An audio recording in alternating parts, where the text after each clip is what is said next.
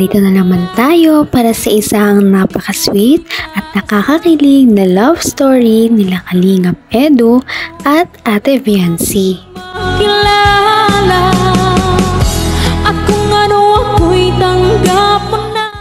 Isang araw noong ang Kalingap team ay pauwi na, may nakita silang isang dalaga na napaka-pamilyar sa kanila. Hinantay muna nilang makalapit ang kanilang sasakyan sa babae at nung makalapit na ito ay totoo pala ang kanilang hinala kung sino ang babae. Ang pamilyar na babae nga na iyon ay si Viancy. Nagulat nga ang Kalingap team noong makita si Viancy sa daan na naglalakad dahil hapon na nga. Bukod dito ay nag-iisa lamang siya at wala siyang kasama, kaya naman bumaba ang Kalingap team kasama si Kalingap Edu para kausapin si Viancy. Noong makababa si Kalingap Edu ay tinanong niya agad si Viancy kung bakit siya naglalakad ng mag-isa. Oh, ba't ka naglalakad? Wala po talaga. Wala po. Ha? Naglalakad po. Ang buhiya. Mapapagod ka niyan. Di ba delikado dito, Viancy? Ay, hindi po. Sanay na po ako maglakad. Kaya mo, halos walang tao dito. Baka mapano ka niyan. Wala naman po dito na daan ng sasakyan, kaya naglalakad po talaga. Kahit na. Talaga namang napakasipag ni Viancy mag-aral kahit na araw-araw ay ganun ang nilalakad niya. 2 oras siyang naglalakad makapunta lamang sa school at ganoon din kung pauwi. Kaya naman hindi talaga maiiwasang maawa sa kanya ang Kalingap team at ang mga viewers. Sakay tayo. Ang lapit na po. Hihira. Hihilahin kita. Hindi ka sumama. Ano? Naghihintay na din sila, Rob. Tara. Una na po. Dahil nga sa napakamahiyain si Viancy ay hindi siya sumama na pumunta ng kotse nila Kalingap. Bagkus ay... Una na po kayo. Teka, sama na nga kita. Sama na kita. Sige na po. Ha? Sige na. Sabi mo, malapit na eh. At mas maganda rin yung ganito, nakakapag-exercise.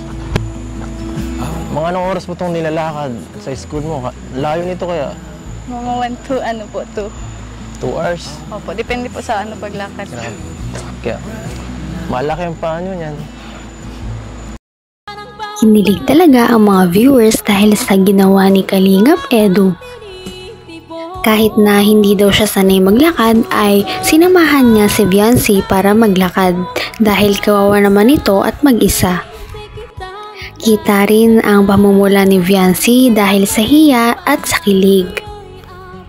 Talaga namang bagay na bagay talaga sila. Mabilis po talaga ako maglakad dito para makarating po agad doon. Alam mo, mas bibilis yan pag may kasama ka na naglalakad. Hindi mo na mapapansin yan. Ando na tayo. Diba? Ano? Di mo ba naisip na mas magandang maglakad? Baka malimutan mo na pinag-reviewhan mo yan. Ay, grabe. Lapit na agad natin. Nakakaano naman, oh. Pwede ba diretsuhin muna natin hanggang doon? Ikutin muna natin yan. Ang bilis. Talagang grabe ang kilig moments ng dalawang ito dahil ito ang unang beses o ang first time na sila ay maglalakad na magkasama. Sa kanilang paglalakad ay nagkukwentuhan lamang sila ng kung ano-anong bagay para naman mas makilala nila ang isa't isa at para na rin mawala ang hiya ni Viancy kay Kalingap Edu.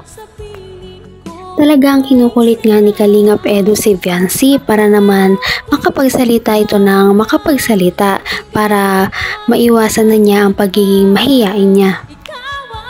Kapag nagtuloy-tuloy sila ng ganitong pag-uusap ay tsak na magiging komportable talaga si Viancy sa kanya.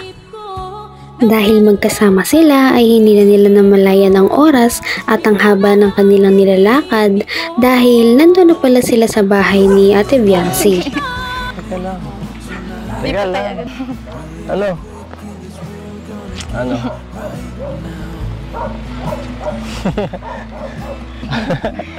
Nagtitingin na tayo dito. Ah. Anong ginagawa? Naglalaro siguro tayo. Ha? Pilit mo muna tayo. Nasa gitna na tayo. Grabe na talaga ang pagpapakilig ni Kalingap Edu kay Viancy. Kaya naman, pulang-pula na talaga si Viancy at tinatago na lang ang kanyang mukha sa kilig. Pagkarating ng bahay ay pinagsilbihan agad ni Viancy ang kanyang mga bisita. Binigyan niya muna ng tubig si Kalingap Edu at ang nagkakamera sa kanila. Napakamaalagain at maasikaso talaga ni Viancy sa kanyang mga bisita, no? Pagkatapos naman noon, napansin ni Kalingap Edu na parang may tumutunog sa kanilang kusina at tinignan niya si Viancy kung ano ang kanyang ginagawa.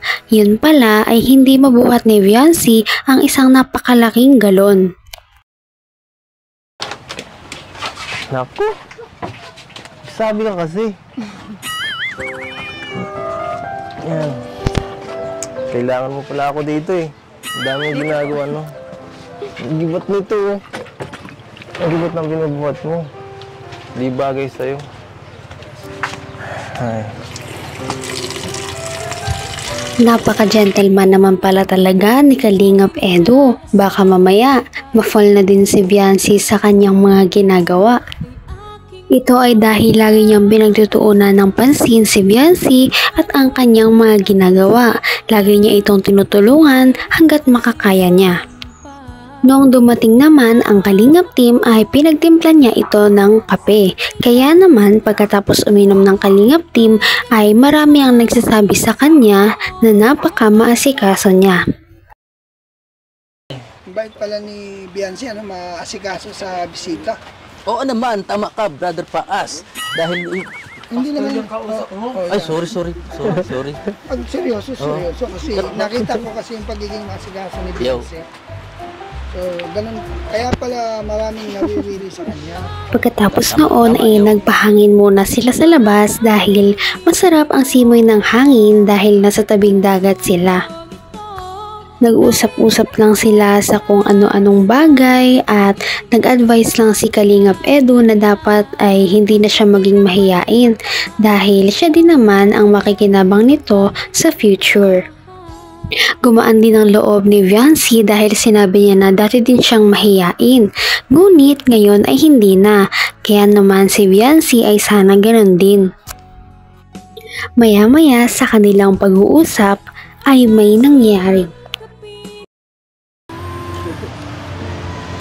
Bakit ka mahihiya sa katulad ko?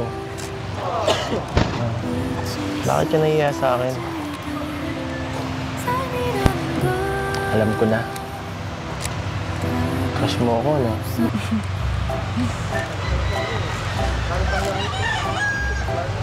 Pag tumawa, oo. Pigilin mo yan. Pigilin mo yan.